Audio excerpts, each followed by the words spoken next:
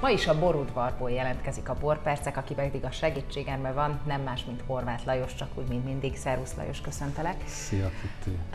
Pestós csirkés pennét készített a mai műsorban a szakácsunk, te ehhez egy Sauvignon Blanc ajánlasz a nézőknek. Miért pont azt?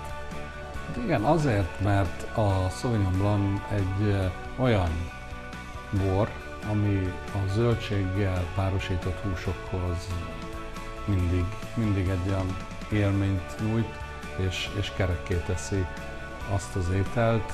Tehát a bor, a Sauvignon Blanc és a földhús, vagy a zöldségben földhúsnak a harmóniája, én ezt tartom a legnagyszerűbbnek. Tehát mondjuk, hogyha ilyen mediterránabb ételt teszünk, mert mondjuk jellemzően mondjuk az olaszok, a görög ételek is többnyire ilyen valami egyszerű, könnyű hús, plusz hozzá többféle zöldséget összepárosít, esetleg még valami tészta, akkor Sauvignon Blanc lesz a Tehát lehet megoldás. Sauvignon Blanc, és akkor ezt lehet különböző tájegységekről, mert ugye ebbe a Kárpát-medencébe azért a szőlőfajták különböző területeken mindig más íz- és illatjegyeket adnak. Most te konkrétan ehhez az ételhez milyen Sauvignon Blanc ajánlasz? Én a legkedvesebb most hozzám a Bolyki János, aki egy nagyszerű ember.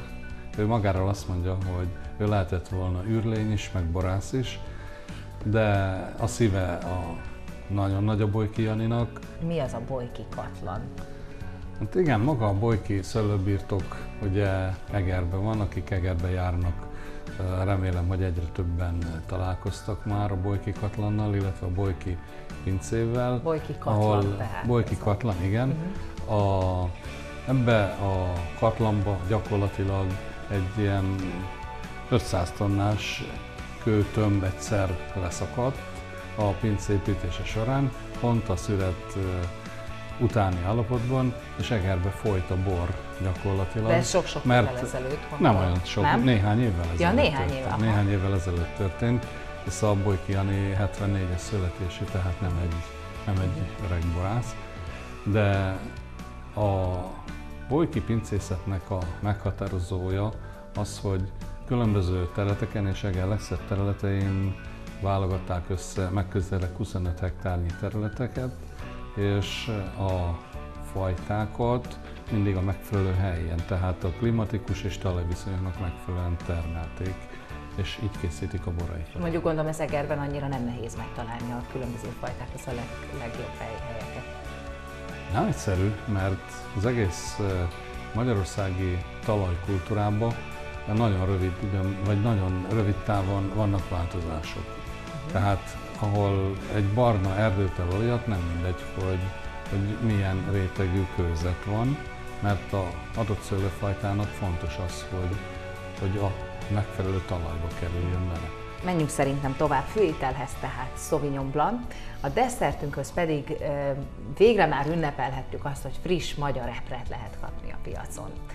De nem csak az ételbe vagy a desszertbe lehet epret tenni, hanem a borba is. Ugye, hogyha eperről beszélünk, akkor nagyon sok magyarnak a Dunakanyar tahitót jut az eszébe, mert a legtöbb málnát és epret ott a Dunakanyarba Tahitót falu környékén termelik, és egy vállalkozó szellemű csapat úgy döntött, hogy ők gyümölcsből bort készítenek, ez az Epermester Kft., akik az epret kevés cukor hozzáadásával gyümölcsborrá erjesztik, és egy nagyon kellemes és kiváló bort lehet ebből készíteni. Ki is töltöttél belőle? Igen, így van, hogyha ennek teljesen eperilletű. Teljesen eperilletű. Na de várjál, ez bor, tehát... Ez bor teljes egészében. Maga a bornak a készítője, ennek az eperbornak a készítője azt mondja, hogy nagyon sokszor hasonló mennyiségű ásványanyag van az eperből készült borba, mint egy nagyon jó termőhelyen elkészített szőlőből készült borhoz. Kóstoljuk meg. Egészségedre.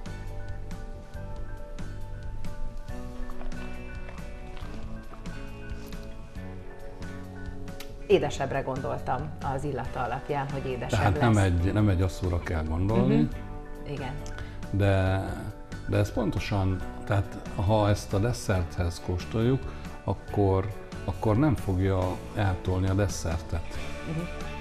Ugye, hanem a kettő egyensúlyba Pont kerül ezt akartam egymással. kérdezni, hogy ez egy epres desszerthez tényleg passzol-e? Igen, így van. Mert az így egy van. dolog, Tehát hogy az eperből nem mézet készül. várjunk, hanem azt várjuk, hogy az a husz, ami elkészül, és ez a bor, az együtt nyújt egy élményt számunkra. Igen.